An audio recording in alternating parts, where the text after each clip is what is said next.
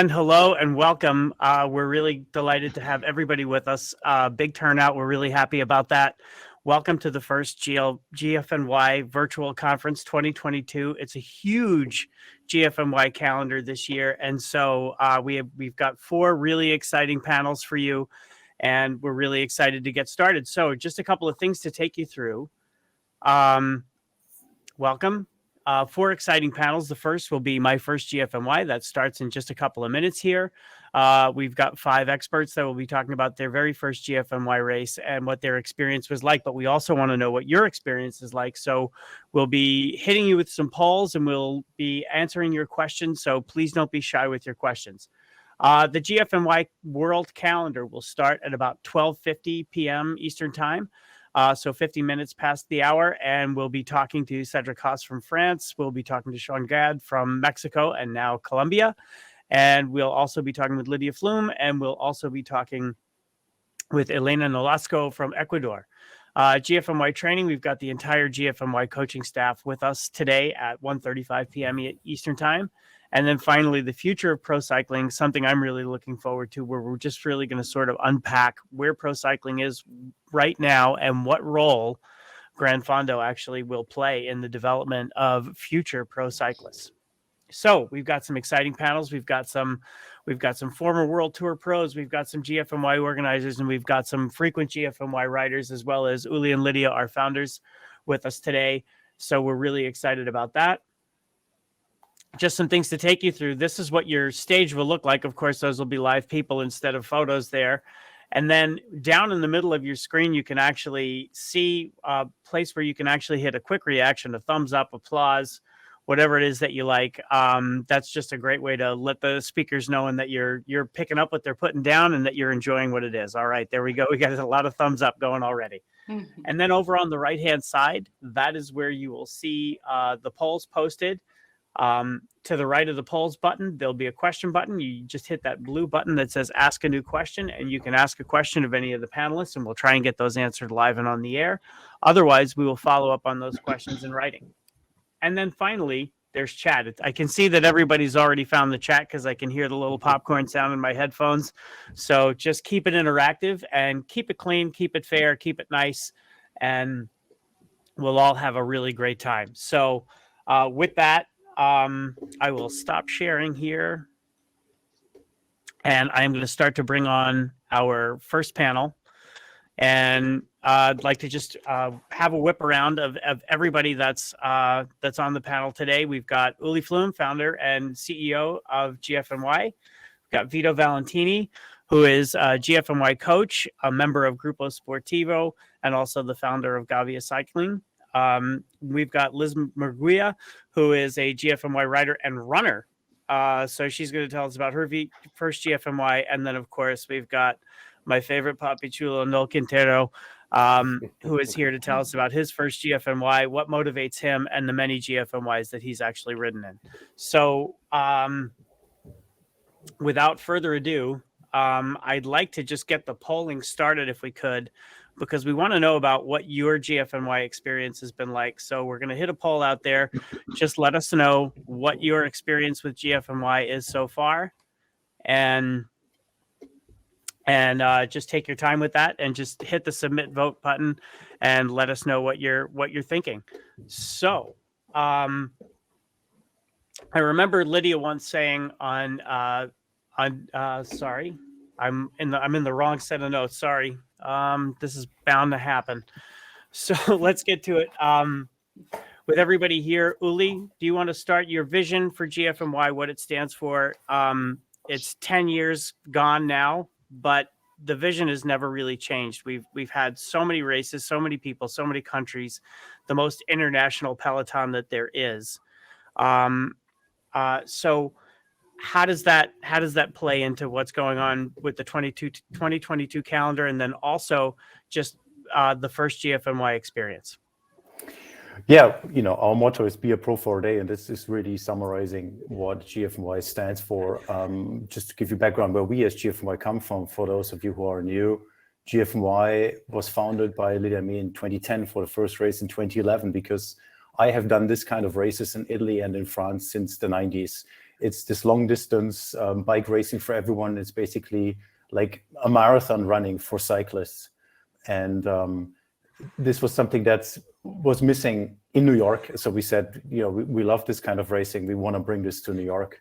And that's why we founded GFNY in 2011 and then took it from there, starting 2014 in Italy, around the world, because, many of you said after doing New York, what am I going to do now? I can't wait another year for this to happen. That's where we come from. So if you think of GFNY, GFNY really is a cycling marathon where the fast guys at the front try to win, in the middle trying to get a PR or, win the age group, and in the back trying to survive within the cutoff time, because a GFNY is a long distance bike race where you challenge yourself on hard courses, and the cutoff time is real. It's not easy, so you have to prepare for it.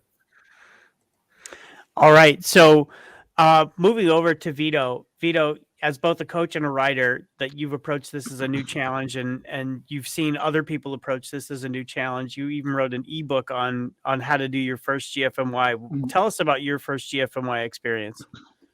Actually, one of the reasons why I wrote that ebook is because of my first experience.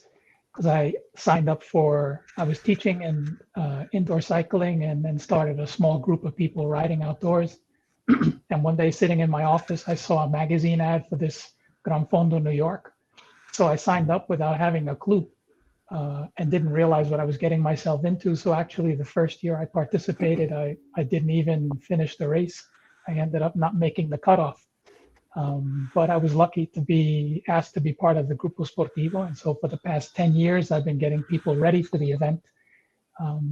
The book itself tells you the 5 keys that you really need to participate in this event and do it really well. And the first key is know the course. And so to be able to understand what you're getting yourself into and to participate in an event like this it's hard work, but it's so rewarding by the time the end of it comes.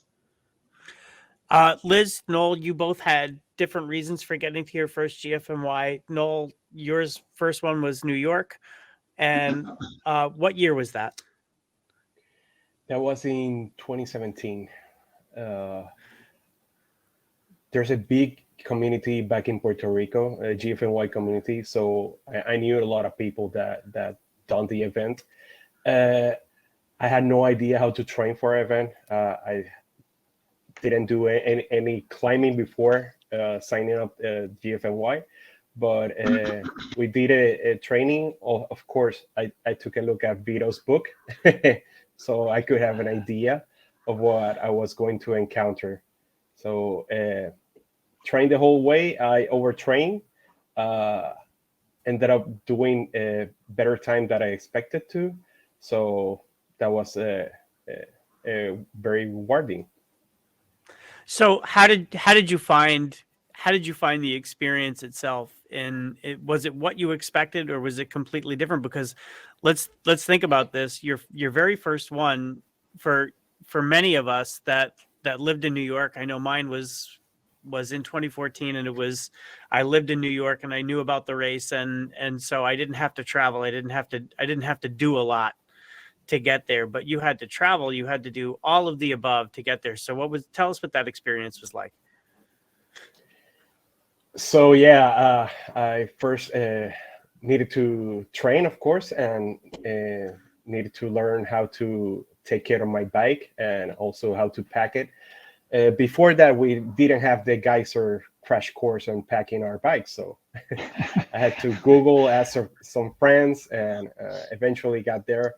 But the overall experience was very overwhelming. I didn't expect it to be such a huge event, have so many cyclists going for the same goal. Of course, I was not going for the goal to finish in the top class of the race. I wanted just to make the bare minimum and get through the cutoff time. But it was a great experience. What was the biggest challenge about it then?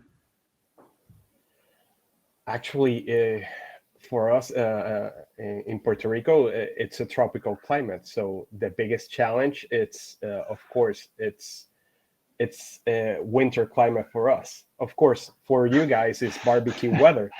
But anything below 70 Fahrenheit in Puerto Rico is winter. It's cold. So we're not used to it. So we did a little bit of training in Puerto Rico, but you can't train for the cold because we don't have any cold here. So at first I went all pedal to the metal, and so I can warm up, but eventually the cold went down a little bit, so it was fine. Okay. So Liz, you are an all-around endurance athlete and triathlete, and you did your first GFNY this year. You took something that's really not for the squeamish, GFNY Santa Fe, and did that. And I remember in an episode of Daily Coffee before the race, you had mentioned that you were on the fence about whether you were going to do the big climb at the end or not. And there you were at the top of the climb when I got there.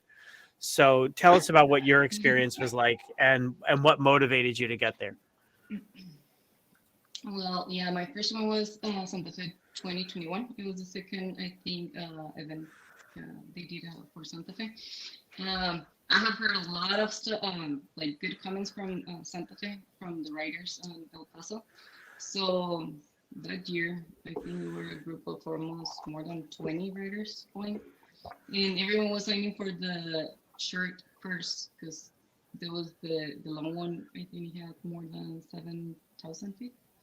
So I need to get a challenge. I always have to get one big challenge to do myself on the year. So this was the one. I was like, no, I'm not going to the short one. I'm going to go to the long one. I got some riders that told me, oh, you don't even know what you're talking, girl. But I challenged myself, and it was a great experience. We don't have a lot of also places to train for hills. I think the biggest one we have, it's 1,000 feet. So I don't know. It was a great experience. It was a great challenge. It was conquer. And the thing, like you just said about the bike, like taking the bike, Santa Fe is closest, so it was the closest one from home. I think it's a 7 hour ride. So that was the other thing. That's why I pick up the first one to do Santa Fe, because I want to be calm because of taking my bike and I don't have any issues around. So that was also something that gave me peace of mind to have my bike close and I don't have to fly it or anything else. So that's why I picked up Santa Fe too. All right. And that brings us around to our second poll of the session. So if you're racing GFNY NYC, which is just 104 short days from now, I can't believe that. What is your goal time? Let us know. And that may help us help the coaching staff that we're going to have on in panel 3 give you some good advice later today. So Vito, for your clients, what's the athletes that you coach, what's the toughest hurdle that they need to get by in their first GFNY? And please, panelists, feel free to chime in here. So I asked them that question, and there's a couple of answers. One is if they haven't done much climbing, then the Bear Mountain climb is something that they're all concerned about because it seems to be a relatively large climb. For a lot of people, even if they do consistent training, the distance is an issue because they don't really train and get out on their bikes for 5, 6, 7 hours at a time, which for new people, finish time of 6 or 7 or 8 hours is a good time.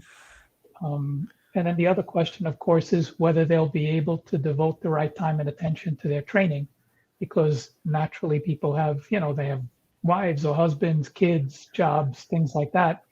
And so the attention that they can spend to their training is something that they concern themselves about, and having direction in that regard is always good. Those are the top 3 answers that I get from the students that I work with. Okay, and our good friend Jose Cruz actually just chimed in by saying, would you agree it's a huge no-no to sign up for a GFNY solely on the basis of knowing how to ride a bike recreationally? What do you guys think of that? I think he's dead wrong, because I think that you should sign up for GFNY because it's an aspirational event.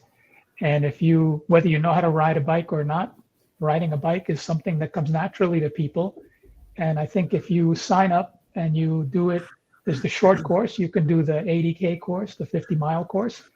And let's say you do the course and you don't finish, so what? You've got the experience under your belt of starting on the bridge with 5,000 people. You have a real aspiration. You started something, and to come back the next year and do it much better. I mean, it's exactly what I did. You know, I never made the cutoff the first year. I didn't even know where I was. And then the second year, I finished somewhere close to the time limit. But at some point, a couple of years later, I had like a 7 and change finish. So, you know, little by little, you get better. So, of Okay, course, so sign up. Uli, you also had a thought on this one. I think I saw your hand go up. Yeah, sign up, but don't be reckless about it. Don't sign up day Right. before. You know, if you're 25 and you have a good general fitness and you've never ridden that long, you can do that. But I think if you sign up now, you haven't trained for it, then you just have to, you know, plan for it. You have to commit to it, commit to the training, know what you're getting yourself into. I think otherwise it's pointless just to be on the bridge and then, you know, not making it to Piedmont. That I wouldn't do, you know, but as Vito said, you know, you don't have to have any experience to still sign up now. And there's the 50 miles. And if you have health, general health is good, and maybe you've been doing some sort of sport, then 5 months is enough time, or 4 months, to get yourself in shape to finish GFNY Bear. I know we're not to the world calendar yet, but you raise a really good point. If you're a recreational rider, maybe New York isn't the best race for you to start with. Maybe take a beach trip to Cozumel, or do the Florida race, or do one of the races that might be something that's, you know, a good first step to being able to do that. What do you guys think of that? Yeah, I mean, think Liz said it right. Sorry, Vito, just quickly. That's okay. You know, she chose Santa Fe because she could drive there. And I think for many people, it might be a mental hurdle. Say I do my first bike race and I have to fly there with my bike. That's a bit of a stretch. I might rent a bike where I go there, and it's not my bike. So we're working hard to make sure you have a race in driving distance wherever you are, right? So that's not applies to everybody yet, but a lot of people. So that might be a good argument to say, let's look for a race that's nearby. Even if it's challenging, it might be something easier for you mentally to just be able to drive there and take it a little easier. So there's a lot of things to consider. Other people say, I don't have a problem to travel with my bike. It's easy.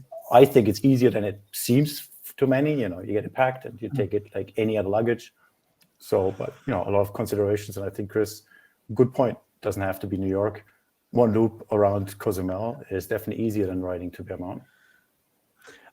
Luis Castillo from Canada actually has a great question. And I think it's probably applicable to this conversation as well as to the world calendar and as well as to the coaching panel. But due to the climate constraints, we can't train outdoors in parts of Canada during the winter. We intend to get back on the road by mid-April. At this time, just indoor training. Do you think there'll be any issues for not training outdoors? What do you guys feel about that? Because I mean, many people are probably in that same climate boat. You know, no matter where you are at a certain point of the year, indoor training is basically all we have. But if you're consistent, I think probably you'll be just fine. Yeah, I mean, I would tell you, you know, that these days with the opportunity that we have to do very specific indoor training, it's not even like, let's say 10 years ago where we didn't have, you know, applications like Ruby. We didn't have the smart trainers that we have now. Right now, you can actually train almost exclusively indoors if you're not able to get outside on your bike and still be able to replicate the course. You can do very focused and specific training on your trainer. You can cross-train in a gym. You can take indoor cycling classes. There's a lot of ways to get fit ready for this event. And then when the better weather comes, then you can do a little bit more specific training that's related to the actual event itself. But just because it's cold outside doesn't mean that you should not train indoors. And honestly, if it's safe to ride in the cold, if there's no ice on the ground, I mean, I'm a little different. I did a ride the other day in 6-degree weather. You know, I wouldn't do that, you know, kind of 5 times a week. But certainly people have the opportunity to train today that they didn't have 10 years ago. And there's absolutely no reason why you shouldn't do an event in May, even if the good weather doesn't start for you until the beginning or the middle of April. So maybe this is one that anybody on the panel could answer. This is a great question from Lords Mearson. So how does a new cyclist know that they're ready for this challenge? Tell Lourdes I said hi because she did some of our group rides with us. I think this is a good one for either Liz or Noel. I think just so. Briefly for the Canadians, just one more sentence. We have Canadians every year that go from the trainer to the road. In New York, first time they ride outdoors. They train all winter until mid-May indoors from Northern Canada and then get on the road. They're fit people. They've been doing this for years. They train a lot during the summer. I think that's all considerations you have to take as well. But now, Noel or Liz, I think, Noel, what would you say? How do you know that you're ready? I actually, in my first GFNY, I didn't know fully if I was ready. I was excited to sign up. I was excited to be part of a new experience. But throughout my training, I thought maybe I'm quite there yet, but I'm not. I don't know for sure because I want to go. I was going to New York. It's a different weather from what I'm accustomed. I don't know the route. You can put the tracking in your cycling computer, but it's not the same. So I did a little bit of overtraining at first and just have fun. Cycling is about having fun and meeting new people.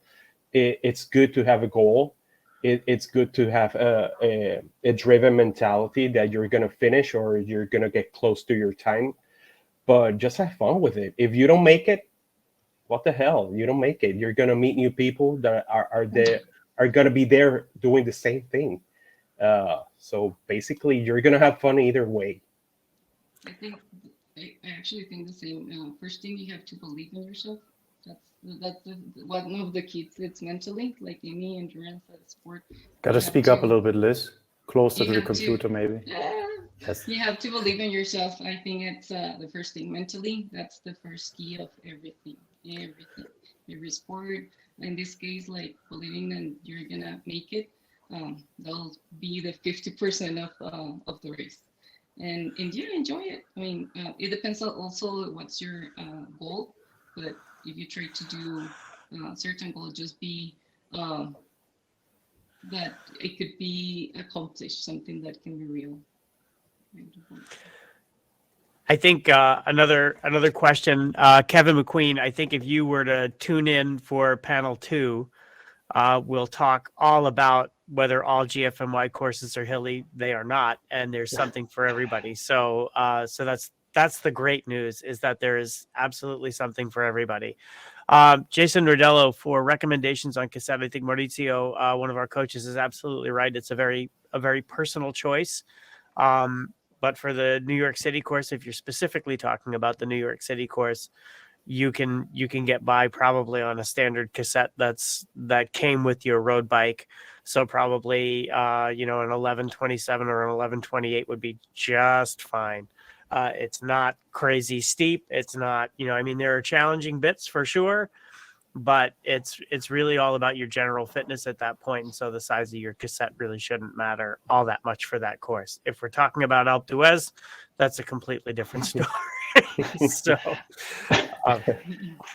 I have another comment on the being ready, please. Chris, because I think it's really key, and Liz said it perfectly. You decide when you're ready. And the problem for me, after having done this for 30 years, having raced for 30 years, you are never as ready as you would like to.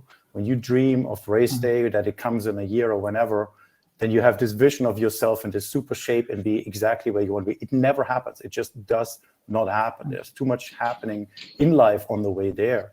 So only you for yourself can decide what ready means. And ready means is to tackle the day in the way, it's been thrown at you. Whatever has been thrown at you in the preparation, you do the best you can, and that's what you do on the day. If you wait to do a race, whenever you're really ready, you'll never do a race. I've known people racing in New York that had 2 or 3 training rides before and then said, I can do it, and they did it. And I had people say, I can't do New York in May. In May, I have 5,000 miles only on the road. That's not enough training for me. I won't be ready for it. So it's really you who decides who is ready. So it takes a little bit of self-esteem because it's a big challenge. And then the right attitude, as Noel said, give it a go. What's the worst that can happen? You're not finishing. So what? Moving on, just try it again. I think John Herman, if you could come back to the coaching panel, I think that's a question that Jill Patterson actually has a really specific answer for. And the answer, I think her answer is yes. But come back for the coaching panel and we can actually cover that one. Uli, you often say that GFNY is open to anybody, but maybe not the right thing for everybody. But what is it that you see in the thousands? And this is a question for everybody. What is it that you see in the thousands of GFNY riders over the years that makes them special? No, I think I've alluded to it already earlier that if you want to do a GFNY, you have to commit to it. You're committing to, on this day, to put yourself out there, to put yourself on the start line and do what the best you can. That's what Noel said. Do your best you can. If that means you can't finish at that day and you still did the best you could do, then this race was for you. Is for you to challenge yourself, whatever that means for you. Trying to win, trying to finish, trying to get a PR, whatever it is. That's what you have to have in yourself. If you do a GFNY to get chocolate fountains at the aid stations, GFNY is not for you. If you think GFNY is just something you do on a pass by, just like every other group ride, probably not the right thing for you. It's really not, it would be a waste of your time and money if that would be the reason for you to sign up, to hang out at the aid stations, to sample the different bars we have and say, okay, this time I'll take a water and then maybe finish or maybe not, sort of like wing it, take it easy. I don't think so. I think the races, they really deserve you to be motivated, focused, and take this serious, whatever that means for you. But, that's why we say it's open to anyone. So literally, when you're 18, you can do this. We're not checking what you trained or who you are, but it might not be for everyone. Right on. And there's a competitive aspect to it, and we'll get into this later on, where there are people that are very elite racers that are at the front of the pack and finishing in a significantly lower time, but at the same time, there's everybody. Just I think, Uli, you alluded to how this is almost like a marathon for cycling, or it is a marathon. It's an endurance marathon.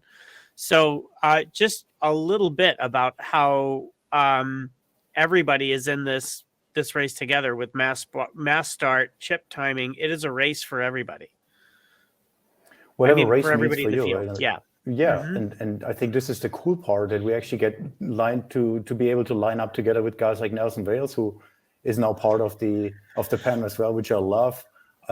Olympian, absolute legend, silver medalist, and he's gonna join the peloton post career. He says sit the wheel with Nelson Vales and go with him, beat him at the finish line. He still has a pretty good sprint, but if you're tactically clever, maybe you drop him in the climb before the end, might be good. But those are goals. Like beating Nelson Vales, honestly, this guy's fit still.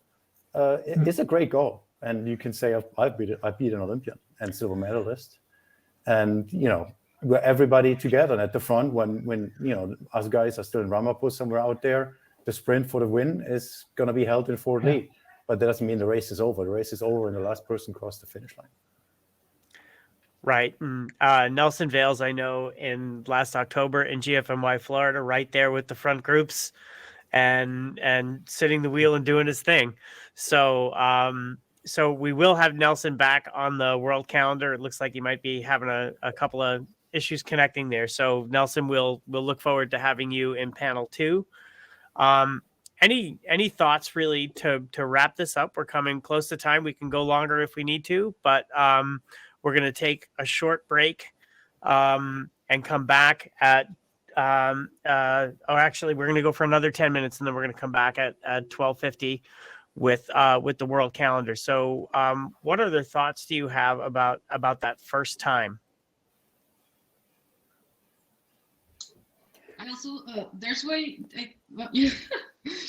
the 2 options, the medium course and the long course. So that's a great option you guys got. I mean, you don't have to go right away to the long course. You can start with the medium course and check out how it works, and then get that second challenge doing the long course. So if it's your first time, that's a great option. I do believe so.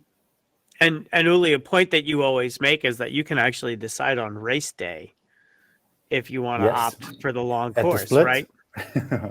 Yes, that's something that's important to us, that you don't have to make this decision We create all of our GFNYs in a way that riders can decide on the day. And I've decided on the day, if it wasn't my day and I still wanted to finish something, that I finished the middle distance.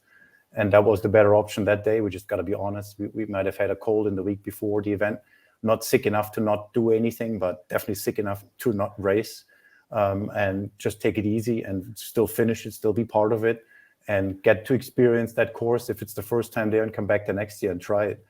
But I really would like to have Vito say a few words about, what to do for first time, because I don't think there's anyone, I'm sure there's no one in the GFNY world who's brought so many first timers across the finish line, whether it's at Bear Mountain or in Fort Lee for the 100 miles.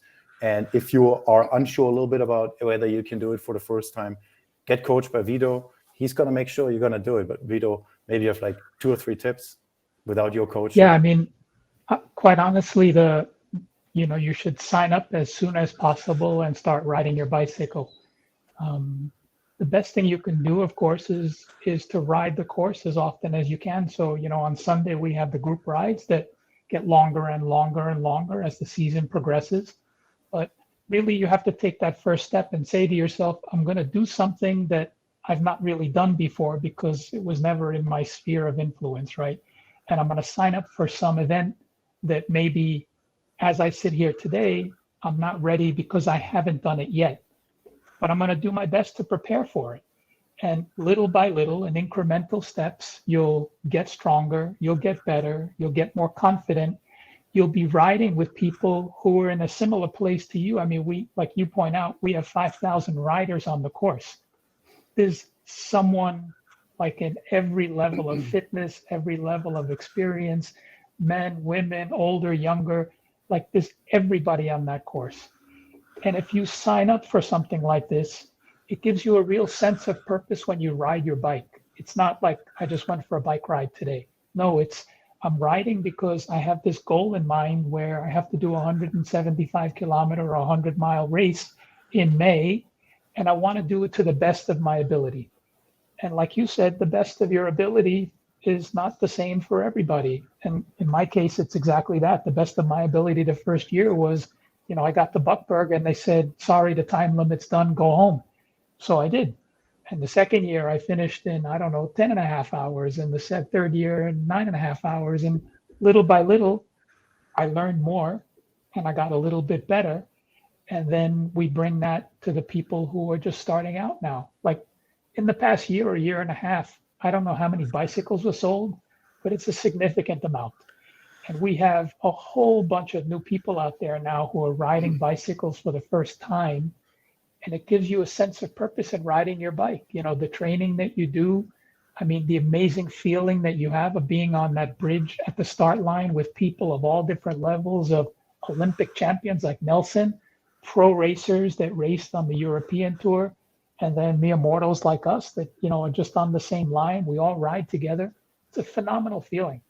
And for you to do something like that, whether you do the 50 or the 100, whether you finish, or I'll call it, you only do 80 miles, imagine saying only. How many miles did you do in your last race? Think about that. And so directly to Lourdes, who posed that question, I know her because she's come on some group rides with us. She and her husband go to the gym 5 times a week and ride indoors. And then they went out to buy bikes and they ride their bikes. And the first time I took them to State Line, they never thought that they could ride that far. There's no reason for her and her husband not to do this event and do the Bear Challenge. And there's no reason why they won't be ready by May. And so you have to believe in yourself a little bit and believe that you can grow and get better over time. And that's what's going to get you to the finish line. And then, the world is yours, as we say. Once you do something like that and you finish that feeling is not replicable in any other way. Really isn't. Just phenomenal. It's and getting to the magnitude of the accomplishment, Vito, Donald Smith has said, as somebody who lives and rides the course, it takes a lot of time to do all 3 hills after Bear Mountain. This has to be made and not downplayed. I don't think anybody's actually downplaying the difficulty of the New York City not at all. course. I actually, until June 19th of 2021, thought it was the most difficult course that GFNY actually offered. That said, motivating yourself to make that accomplishment of that magnitude is probably that's probably what makes it an accomplishment. Right. You're not wrong about, Bear Mountain is a I think almost 10K climb. And once you descend Bear Mountain, you're basically sitting into 18 to 20 miles of pretty steady climbing, but it's not insurmountable climbing if you've worked up a general fitness that part of the course. And Noel, I'd love to know your opinion about how that part of the course presented itself to you in 2017 when you did your first one, and then again in 2019 when you did the next one. Tell us about what that transition was like from, oh my God, I feel like I've been climbing forever, to, hey, this isn't so bad. I'm ready for this. Okay, so yeah, basically, most of the people that are training are targeting Bear Mountain, but there's a lot of climbing after Bear Mountain. So when I got to the top of Bear Mountain my first time in 2017, I was surprised by the time that it got me. It was less than I expected. So I remember I texted my wife and I told her I got to Bear Mountain. Oh my gosh, it's so early. So I did not stop. I did not stop at the aid station. I blew past that. So then I headed to the other hills, and yeah, it was a humbling experience because they're short hills, but yeah, they kick you in the face, especially Chiswick. I spoke about it before, so it's a humbling experience. But after learning the course in 2019, it was a breeze. Of course, I did not have the same mentality. I was doing the course as a social event, and because I met you guys in 2018 in Portugal, so I have some mechanical problems in 2019. I was looking at my hour watch, so what the hell, gonna have some fun with it. So I wasn't looking at that at the time before, but it was significantly easier for 2019 once I got used to the course, of course. So you know what to expect. You know when to what to expect the next climbs you're gonna head up. So it was a better experience. But yeah. 2017, it was humbling. It was very humbling. I remember descending Bear Mountain in 2015, and I heard two guys say, well, if that's the worst of it, then I'm in pretty good shape here. And I said, and I rode by them and I said, oh, stay tuned. And so yeah, go ahead, Uli. Yeah, I would just say top of Bear Mountain is a third of the full distance. Mm-hmm. In your mind, that's how you have to approach it. It'll be 45 out of 100 miles, which is about a third. No, because, the hills afterwards is where it counts. Bear Mountain is a longish climb, but it's very moderate. It's very consistent. The other three are all but that. And they're after Bear Mountain, after you've done Bear Mountain. And in between those three, there are hills that don't even are counted hills. So I think you're going to feel comfortable when you hit Ramapo. But we have a lot of people not finishing in Ramapo. That's where they get out. There's buses taking you to the finish, so they make the hills. But they really get killed by the hills. So it's we see a lot of mispacing, which is easy to do. Obviously, it's a very hard course to get right. I've never raced it, but I think it would take me 4 or 5 years to actually really get it right. Because obviously you can be too slow in the beginning and lose time, but being too fast is the more often the option. You just stick with the group. You want to be with the group. You get dragged to Bear Mountain. You feel good up Bear Mountain, and then you pay for it later. And yeah, go ahead, Vito, please. I was going to say what Uli says is really right, because, in a course like this, you don't just look at the distance. So Bear Mountain is the halfway mark, it's 80K or something like that. But don't forget, as you do the second half of the course, you've already got that 80K or that 50 miles in your legs. And, it's the energy that you use to get there. And you still have the same amount of distance, but with more climbing involved. And you've already ridden 3 hours, 4 hours, 4.5 hours, depending on your pace. And now you have that same amount of time again to get back to the finish line. That's why when we talk about have a plan for the race, you really have to plan your nutrition before you start in the morning and throughout the race. And that's why the aid stations are there, to make sure that you have enough nutrients to at least keep you going for the second part of the race. But that's really where the challenge is, because it's a relentless second third of the course. It's something that you really have to prepare yourself for. That's the real challenge. Not to be too specific about New York, but there are no, aside from Bear Mountain, there are no really big descents that give you a ton of recovery time in between the bigger climbs. And so you really, when you work yourself up, somebody had just asked about where the 2,800 meters of climbing are hidden. You'll find out. You are at 300 meters of climbing when you get to the top of Alpine already, which is only 10 miles or 16K into the race.